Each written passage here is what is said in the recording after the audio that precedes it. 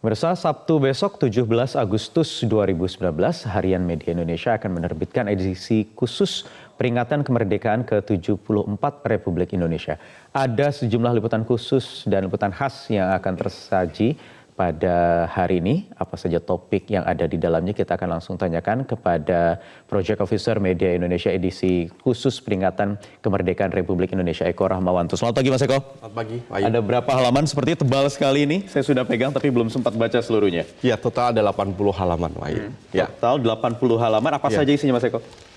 Ya, dari mulai politik, ada ekonomi, ada humaniora, olahraga, dan lain-lain. Banyak sekali, Wahyu. Ada sekitar 80 halaman. Ya, kalau kita lihat cover depannya ini langsung menampilkan foto Presiden Joko Widodo. Ini ada wawancara khusus. Ya, betul. Ya, kita kemarin beberapa hari yang lalu ya diterima oleh Presiden untuk wawancara khusus terkait dengan hari kemerdekaan ini. Bukan hanya kepada Presiden, tapi juga Wakil Presiden. Ada di dalam. Ada Wakil Presiden juga ya, betul, ada Pak JK juga di dalamnya ya wawancara ya. Yang menarik judulnya adalah di halaman mukanya, Indonesia butuh peran anak muda. Apa yang dikatakan oleh Presiden, Mas?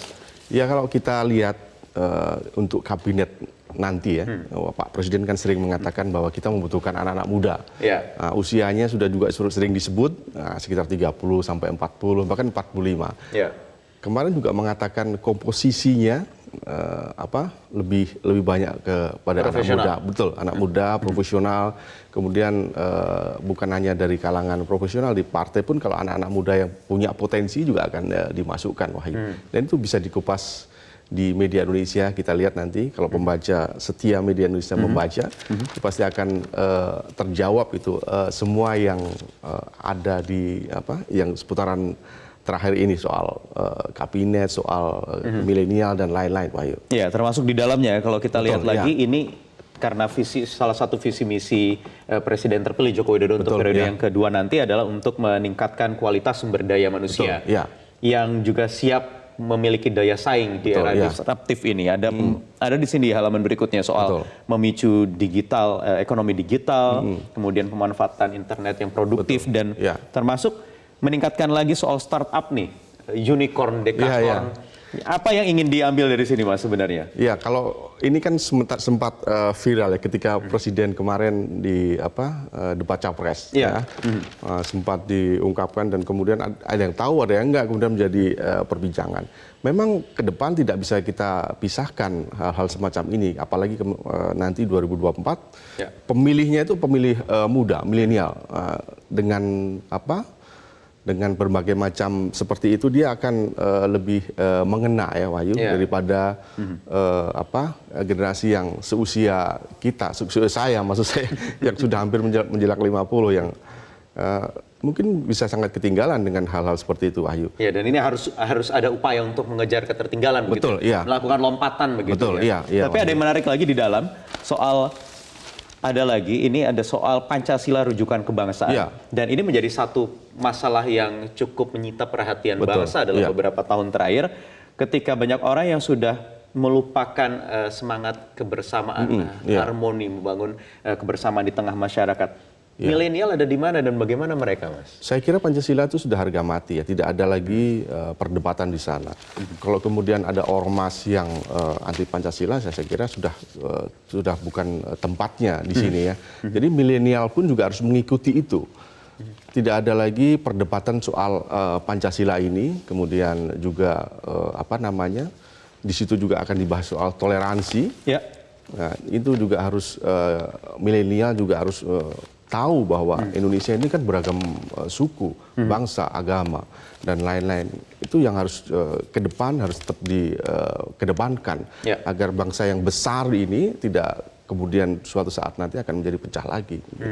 Oke, apalagi yang diangkat di sini, Mas? Kalau kita lihat ini ada olahraga juga, ada soal infrastruktur tentu ya? Ya, 2019, 2024 memang infrastruktur bukan menjadi fokus utama ke Pak Jokowi, tapi infrastruktur yang belum selesai tetap akan dijalankan. Fokus utama adalah satu soal mutu SDM yang akan terus ditingkatkan, Wahyu. Jadi mungkin akan ada pengiriman mahasiswa, karyawan atau siapapun yang memiliki yang harus ditingkatkan SDM-nya, itu menjadi fokus. Kedua, investasi, Wahyu. Investasi akan terus ditingkatkan masuk ke Indonesia. Kemudian juga ada soal perizinan yang selama ini kan terus berbelit-belit, tidak simpel. Ini yang sering dikeluhkan oleh Pak Jokowi, dan itu juga akan kita kupas di dalam Wahyu. Karena kabarnya juga akan ada perubahan nomenklatur di kabinet yang baru. Ada beberapa, Kementerian Investasi. Betul. Apakah juga menyinggung hal itu, Mas? Ya, kita akan singgung itu, tapi memang kita belum pasti apakah ada atau tidak. Tapi Pak Jokowi dalam beberapa kesempatan kan memang sudah melontarkan hal itu.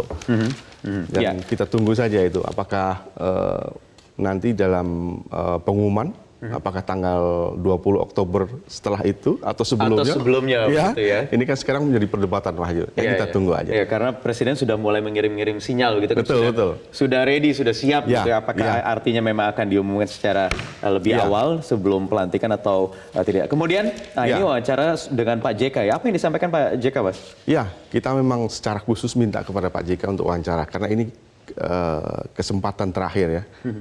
Pak JK bersama Pak Jokowi di 17 Agustus ini. Dalam wawancara kita tanya, Pak, setelah tidak menjabat jadi wapres ini apa? Jadi dia tetap akan berkontribusi kepada negara meskipun bukan di dalam pemerintahan. Kita tahu Pak JK juga aktif di Dewan Masjid, ya, kemudian di PMI juga, kemudian di pendidikan di beberapa universitas dia juga menjadi ketua semacam ketua yayasan gitu. Jadi Pak JK tetap akan berada di dalam kegiatan-kegiatan itu. Tapi tidak menutup kemungkinan juga nanti misalkan Pak Jokowi akan memberikan tugas khusus kepada Pak JK. Karena kalau kita lihat Pak Jokowi beberapa kali mengatakan akan menempatkan Pak JK itu di tempat yang terhormat lah, kira-kira gitu, Wahyu. Itu ada pembicaraan seperti itu juga ya. Dan ada soalnya ini kembali mengurus masalah sosial dan pendidikan. Ada apa lagi, Mas, selain itu? Ada olahraga juga ada. Olahraga apa yang ingin ditekankan untuk olahraga? Olahraga kan kita tahun ini ada SEA Games ya di Manila. Beberapa tahun lalu, 2 tahun lalu kan SEA Games kita sempat bagus ya. Karena sempat menjadi tuan rumah juga, Asian Games juga. Nah sekarang memang untuk tahun ini memang tidak ada target yang tinggi karena kita mengirimkan beberapa anak muda di sana untuk sekaligus belajar untuk meningkatkan prestasi juga. Jadi kalau untuk harapan menjadi juara memang berat, Wahyu. Tapi kita tetap mendorong anak-anak muda ini untuk menjadi yang terbaik di Manila nanti. Iya, yang jelas ini juga untuk latihan begitu ya, jelang Olimpiade 2020 di Tokyo tahun 2020, tahun depan begitu ya. Ini ada persiapan. Ini juga akan dibahas dalam edisi khusus hari ini. Kemudian di dalam lagi soal masih soal aspeknya untuk meningkatkan kualitas sumber daya manusia. Ini banyak lagi yang memperbincangkan soal ini, Mas. Ini yang menarik. Soal tenaga pendidik asing. Bukan rektor secara spesifik ada rencana itu. Iya. Ini kan menjadi perdebatan sengit. Ada yang setuju, ada yang enggak. Beberapa universitas tampaknya kalau saya baca memang nggak setuju. Jadi tidak harus langsung menjadi rektor, tapi masuk dari bawah dulu. Ada yang mengatakan demikian, misalkan dari dekan dulu, masuk kemudian ke pembantu rektor, kemudian dari rektor. Ada juga yang mengatakan kalau menjadi rektor langsung itu tidak serta-merta bisa meningkatkan perguruan tinggi negeri itu menjadi perguruan tinggi yang bonafit, bukan hanya di Asia Tenggara, tapi juga di Asia. Itu melalui step by step lah.